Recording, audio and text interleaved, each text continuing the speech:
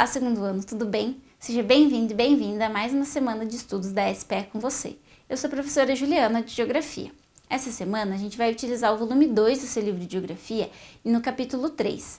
As páginas são a 17, 18, 19 e 20, então você já pode pegar o seu livro para a gente começar. Você viu antes o que é paisagem?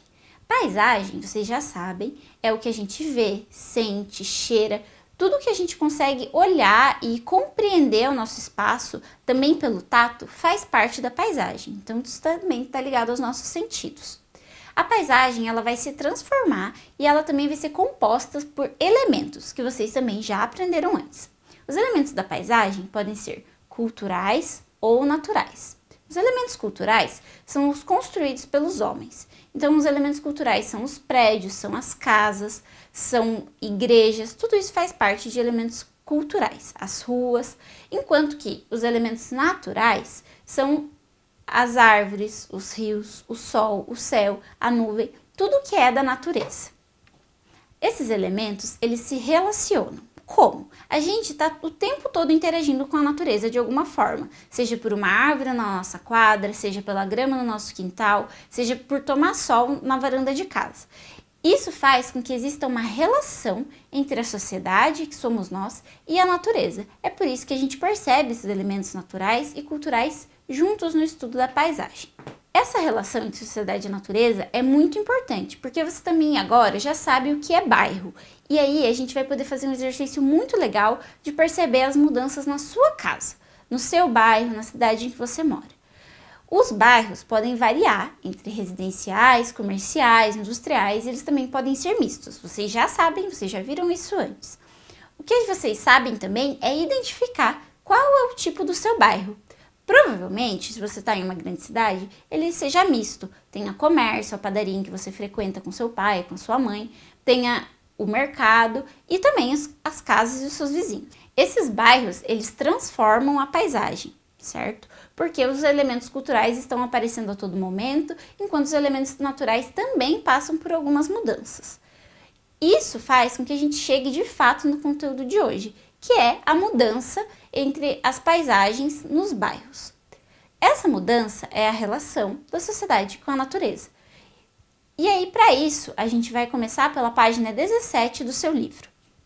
Na página 17, existem várias imagens de várias épocas diferentes sobre o bairro da Lapa, que fica na cidade do Rio de Janeiro. Se você analisar com calma, você vai perceber que o bairro da Lapa passou por muitas mudanças ao longo das décadas. Algumas coisas permaneceram e algumas coisas se transformaram. Isso é normal. Isso faz parte do processo de transformação da paisagem. Essa mudança ao longo das décadas, que você vai perceber figura por figura, é fundamental para a gente perceber também como o nosso bairro muda ao longo do tempo. Provavelmente, se você perguntar para o seu pai, para sua mãe, para quem cuida de você, como era o seu bairro antes de você nascer, eles vão relatar algumas mudanças de mercado que não tinha antes, ou uma panificadora, ou algum outro estabelecimento que antes não tinha, até mesmo um novo condomínio. Essas mudanças são muito importantes. Se você olhar com calma as figuras do bairro da Lapa, você vai perceber que o principal item que continuou na paisagem são os arcos da Lapa. Esses arcos serviam para levar água a alguns bairros da cidade do Rio de Janeiro e por isso eles são tão importantes. Hoje eles são considerados patrimônio da cidade e por isso eles devem ser preservados e receber muita atenção da cidade para se manterem esteticamente bonitos e também por revelarem uma história de outro momento do bairro da Lapa. Agora que você já olhou com calma todas essas mudanças, a gente pode passar a fazer juntos os exercícios da página 18, o A, o B e o C. A primeira pergunta é a A. Quais as pistas ajudam a explicar o que aconteceu no bairro da Lapa? Bom, a gente pode perceber que diminuíram as árvores ao longo do tempo, os arcos que continuaram. A gente também pode perceber a existência de prédios, de casas mais altas do que anteriormente. Então, essas são algumas das pistas. A segunda pergunta é a B.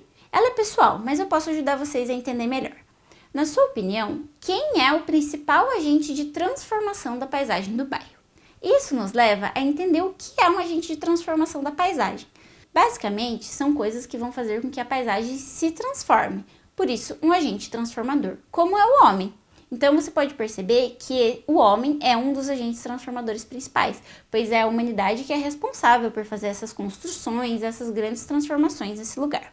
A terceira pergunta é a C, que é: essas transformações, elas ocorrem em dias ou em décadas? Se você olhou com calma, você percebeu que embaixo de cada imagem tem a data, e essas datas são de décadas. Então a gente pode concluir que ao longo das décadas essas mudanças foram acontecendo. Isso quer dizer que as décadas elas são mais importantes na transformação da paisagem, mas pode ser que um dia você passe por uma rua e no dia seguinte não tenha mais alguma coisa importante que você tinha percebido lá.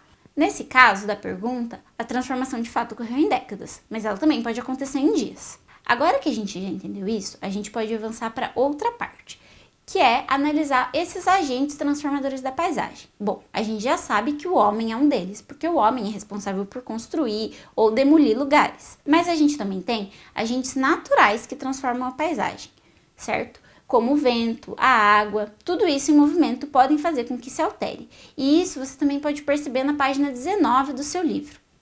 Lá na página 19, você vai analisar com bastante calma uma pedra furada. Esse furo na pedra aconteceu por conta da ação do vento e da água ao mesmo tempo, que passou sempre na mesma direção e fez com que formasse esse buraco nela. Isso mostra pra gente uma forma de um agente transformador natural. No seu livro existem alguns outros exemplos. Agora que você viu com calma e revisou os conteúdos, você pode ir na página 19 do seu livro e com um aparelho de celular ou um tablet abrir o QR Code para analisar outras paisagens que foram transformadas por agentes naturais. Lá você vai achar lindas imagens de lugares que foram transformados ao longo do tempo, mas que foram transformados pela ação do vento, da água e etc. Agora que você já revisou o que é paisagem e o que é bairro, e também já entendeu como a paisagem do bairro se transforma através desses agentes transformadores, que podem ser naturais ou culturais, como é o caso do homem, você pode fazer os exercícios da página 19 e 20 para corrigirmos na semana que vem. Por hoje é isso, mas eu vou pedir um cuidado para você. Você lave muito bem as suas mãos, use álcool gel e evite ao máximo sair de casa. Isso evita com que o vírus da Covid-19 se propague com facilidade no ar e faz com que a gente possa voltar à nossa rotina com mais facilidade e mais rapidamente. É isso, vejo vocês em breve e até mais!